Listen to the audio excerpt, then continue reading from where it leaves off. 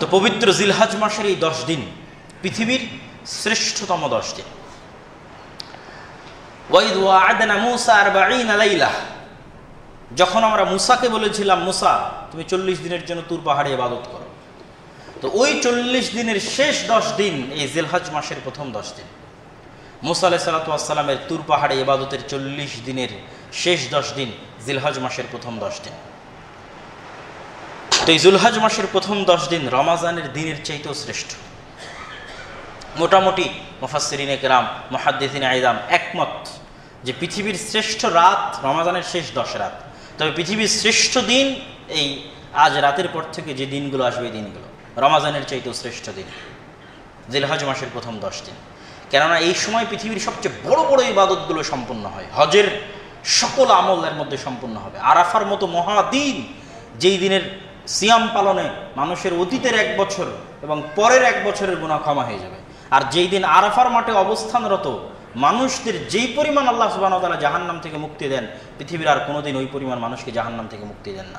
যথা পৃথিবীর সব বড় বড় দিনগুলো, কুরবানির দিন পৃথিবীর সবচেয়ে বড় দিনের একটি, আরাফার দিন পৃথিবীর সবচেয়ে বড় দিনের একটি, সব হচ্ছে এই জিলহজ মাসের 10 দিন। পৃথিবীর বড় একটা ইবাদত হজ সম্পূর্ণ হবে এই 10 দিনের মধ্যে। অতএব এই 10 দিনের গুরুত্বের কোনো শেষ নাই। এই 10 দিনে আমাদেরকে যারা হজ করতে যেতে পারিনি তাদের জন্য, যারা তো হজ করতে গেছি তাদের তো প্রতিদিনের রুটিন আছে হজের, এই 10 দিনের মধ্যেই তাদের কাজ, তাদের মূল হজই সম্পূর্ণ হবে এই 10 দিনের মধ্যে। আমরা যারা হজ করতে যেতে পারিনি আমাদের উচিত এই 10টা দিনকে মূল্যায়ন করা, সিয়ামের মাধ্যমে, দানের মাধ্যমে, সাদাকার মাধ্যমে, নফল সিয়ামের মাধ্যমে এবং দান এবং সাদাকার মাধ্যমে, কোরআন তেলাওয়াতের মাধ্যমে এই 10 দিনকে গুরুত্ব দেওয়া এবং এই 10 দিনের অত্যধিক রূপে আমল করার চেষ্টা করা। পাশাপাশি প্রত্যেক যারা কুরবানির নিয়াত করেছে তাদের জন্য রাসূল সাল্লাল্লাহু আলাইহি ওয়াসাল্লামের আদেশ হচ্ছে ফালা ইয়াখুদ, তারা যেন তাদের আজকে শেষ দিন নখ কাটার, চুল কাটার, যারা কুরবানি করেছে এবং প্রায় পরিবারের সকলেরই উচিত, কিন্তু যিনি কুরবানি করতে চায় তার জন্য আল্লাহর নবীর সরাসরি আদেশ। আর উচিত সকলেরই যে তারা আজকেই তাদের নখ এবং চুল শেষবারের মতো কেটে নেবে এবং একদম যেই দিন কুরবানি হবে সেই দিন পর্যন্ত তারা এই নখ এবং চুলকে স্পর্শ করা থেকে বিরত থাকবে, হাত দিবে না। এটা খুবই জরুরি, সাধারণ মানুষ জানে না। দেখবেন যে আজকের চাঁদ ওঠার পরেও দেখবেন যে নাপিতের দরজায় ভিড় লেগেই আছে, তারা একটি সুন্নাতকে লঙ্ঘন করছে, এটা উচিত নয়। অতএব এটা আমাদের মানুষকে জানাতে হবে, প্রচার করতে হবে যে এটা একটা সুন্নাত।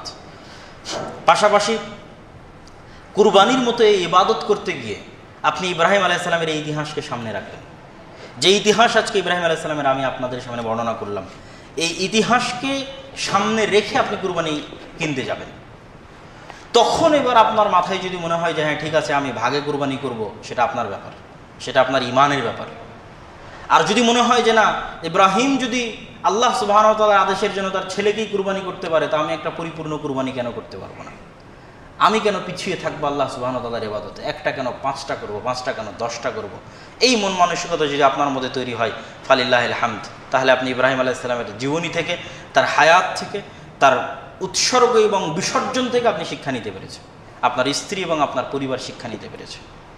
আর যদি সেই শিক্ষা নেওয়ার আপনার সুযোগ না হয়, তাহলে দেখবেন এটি একটি দুনিয়াবি ইবাদতে পরিণত হয়েছে, গোস্ত খাওয়ার জন্য, একটু গোস্ত বেশি পাওয়ার জন্য, একটু গরুর গোস্ত খাওয়ার জন্য। ইবাদতকে ইবাদত হিসেবে না রেখে হয়তো দুনিয়াবি কোনো চাহিদায় আপনি ভাগে অংশগ্রহণ করছেন, নিজেকে সান্ত্বনা দেওয়ার জন্য, ছেলে মেয়েকে সান্ত্বনা দেওয়ার জন্য। এগুলো থেকে ঊর্ধ্বে উঠে আল্লাহ সুবহানাহু ওয়া তাআলার কাছে না এই গোস্ত যাবে, না কিছু যাবে, আপনার অন্তরের নিয়ত যাবে, আপনার অন্তরের বিসর্জন, উৎসর্গটা যাবে যে আপনি আল্লাহর আদেশের সামনে কতটা আত্মসমর্পণকারী। তো আল্লাহর আদেশের সামনে তার ছেলে ইব্রাহিমের ছেলে ইসমাইল যেভাবে আত্মসমর্পণকারী ছিল, আপনি ওইভাবে আত্মসমর্পণকারী হিসেবে চিন্তা করে কুরবানি ক্রয় করার জন্য যাবেন এবং নিখুঁত নিপুণভাবে নিজের একক ইবাদত একাই পরিপূর্ণরূপে আল্লাহর জন্য করার চেষ্টা করবেন। আপনার ইবাদত আপনি একাই নিখুঁত এবং নিপুণভাবে আল্লাহ সুবহানাহু ওয়া তাআলার জন্য আদায় করার চেষ্টা করবেন। আপনার এক ইবাদতের সাথে আর 10 জনের সম্পদ মিলিত হবে, 10 জনের নিয়ত মিলিত হবে, এটার কি প্রয়োজন? ছাড় আছে, ছাড় নাই, আমি এই কথা বলছি না, কিন্তু একটা ইবাদতের নিপুণতা এবং নিখুঁততা ভিন্ন জিনিস, আত্মোৎসর্গের চিন্তা এবং ইখলাসের চিন্তা ভিন্ন জিনিস, আল্লাহ সুবহানাহু ওয়া তাআলার সাথে মানুষের ব্যক্তিগত সম্পর্ক ভিন্ন জিনিস। যে আমার সাথে আমার আল্লাহর সম্পর্ক কেমন, আমি আমার আল্লাহর জন্য আমার সম্পদ থেকে একটা অংশ উৎসর্গ করতে চাচ্ছি, এটা সম্পূর্ণ আলাদা, এটা হওয়া কেমন? আমি আজকে আপনাকে একটা জিনিস হাদিয়া দিয়ে বললাম এটা আপনি আর আপনার ভাই মিলে ভাগ করে নিন। এটা কেমন? আর পরিপূর্ণরূপে সম্পূর্ণ আপনাকে একটা দিয়ে গেলাম যে এটা আপনার জন্য, সম্পূর্ণরূপে খাসভাবে আপনার জন্য এনেছি, এটা কেমন? তথা এটা আপনার ইখলাস, চিন্তা এবং নিয়ত, একনিষ্ঠতা, নিপুণতা এবং নিখুঁততার সাথে সম্পৃক্ত।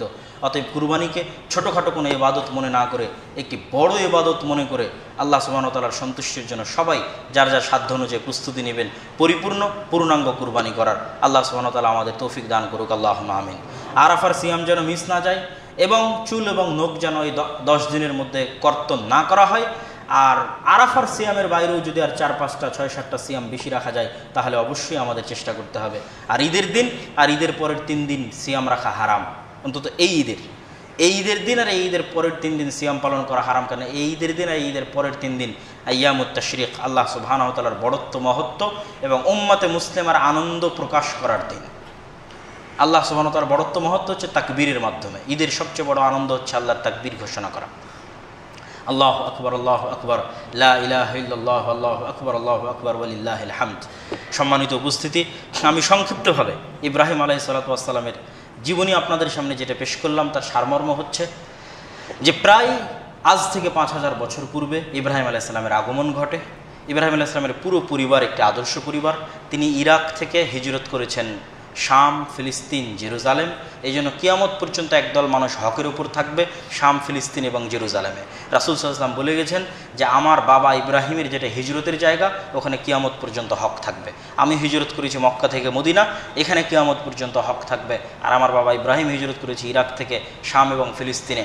অতএব একটা দল যে চিরদিন হকের উপর থাকবে তার একটা অংশ চিরদিন এই জেরুজালেম এবং তার আশেপাশের অঞ্চলে অবস্থান করবে। এটি পবিত্র ভূমি এবং পবিত্র মাটি। আর ইব্রাহিম আলাইহিস সালামের পরে বড় বড় নবীরা এখানে এসেছেন। ইব্রাহিমের ছেলে ইসহাক, ইসহাকের ছেলে ইয়াকুব, ইয়াকুবের ছেলে ইউসুফ, ইউসুফের পরে মুসা, মুসার সাথে হারুন, মুসা এবং হারুনের পরে দাউদ, সুলাইমান, দাউদ সুলাইমানের পরে জাকারিয়া, ইয়াহইয়া এবং ঈসা আলাইহিস সালাতু ওয়াস সালাম। এবং মধ্যখানে আইয়ুব থেকে শুরু করে আরও যত নবী বানু ইসরাইলের আছে সকল নবীর মূল মার্কাজ ছিল এই জেরুজালেম। এবং তারপরে আমাদের নবী মুহাম্মদ সাল্লাল্লাহু আলাইহি ওয়াসাল্লাম ইব্রাহিম আলাইহিস সালামের আরেক সন্তান ইসমাইল আলাইহিস সালাতু ওয়াস সালাম থেকে আবুল আরব, আরবদের পিতা। এবং ইব্রাহিম আলাইহিস সালাতু ওয়াস সালামের এই পুরো জীবনী এবং তার 2 স্ত্রী এবং তার সন্তানের যে জীবনীগুলো আজ তুলে ধরা হলো, এই প্রত্যেকটা অংশ থেকে আমাদের জন্য শিক্ষা আছে, আমাদের স্ত্রীদের জন্য, আমাদের সন্তানদের জন্য, আমাদের বাবাদের জন্য। আল্লাহ সুবহানাহু ওয়া তাআলা এই শিক্ষাগুলো যেন আমাদের অনুসরণ করার, বোঝার এবং আমল করার তৌফিক দান করে, আল্লাহুম্মা আমিন। আমাদের সকলকে যেন ইব্রাহিম আলাইহিস সালামের মতো পরিপূর্ণ তাওহীদপন্থী, পরিপূর্ণ একনিষ্ঠ ইখলাসপন্থী, তার সন্তানদের, তার স্ত্রীদের মতো আল্লাহ সুবহানাহু ওয়া তাআলার উপর একচ্ছত্র ভরসাকারী, আস্থা স্থাপনকারী এবং আল্লাহ সুবহানাহু ওয়া তাআলার যে কোনো আদেশের সামনে আত্মোৎসর্গকারী, বিনা বাক্য ব্যয়ে যেন আল্লাহ সুবহানাহু ওয়া তাআলা আমাদের কবুল করে, আল্লাহুম্মা আমিন।